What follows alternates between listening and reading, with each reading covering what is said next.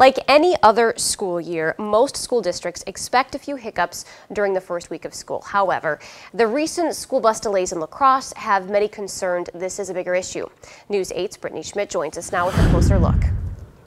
Lisa, since we first ran the story yesterday, News 8 has received multiple comments and emails about the bus delays in La Crosse. One mother says her son, who has a disability, was dropped off at the wrong spot and she didn't know where he was for almost an hour. I would go to the ends of the earth for him. Lori Henkel and her 9-year-old son, David, He's special needs. have a routine. David knows this is what time we get up. This is time the bus comes. Henkel says David functions between a 5- and 6-year-old level, so he takes the special needs bus to Northwoods International every week. David got on the bus and went to school. This week was no different. This is what I do.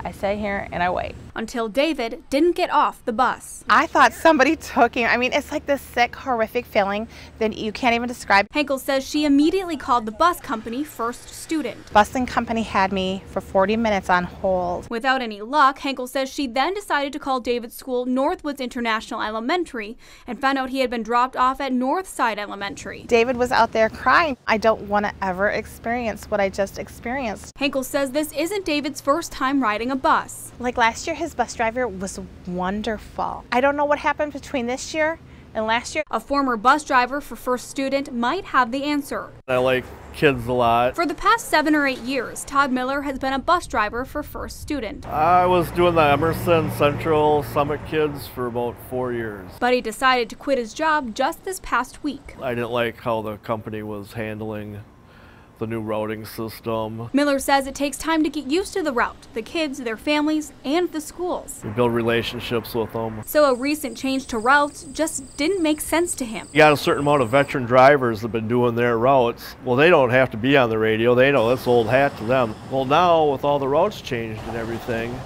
everybody wants to be on the radio getting help at the same time. And it's something that's broken that needs to be fixed.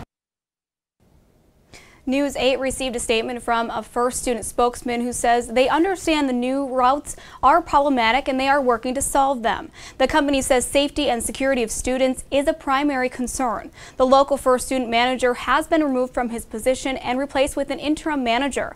The Wisconsin general manager for First Student will be in La Crosse until the issue is resolved, and the company has also brought in experienced drivers from other locations to help out. Brittany, we know the school district of La Crosse has been using First Student busing services for a while now, correct? Right. That's the La Crosse School District is actually in its 3rd year of a 5-year contract with the busing company, but has used them for many years before this most recent contract.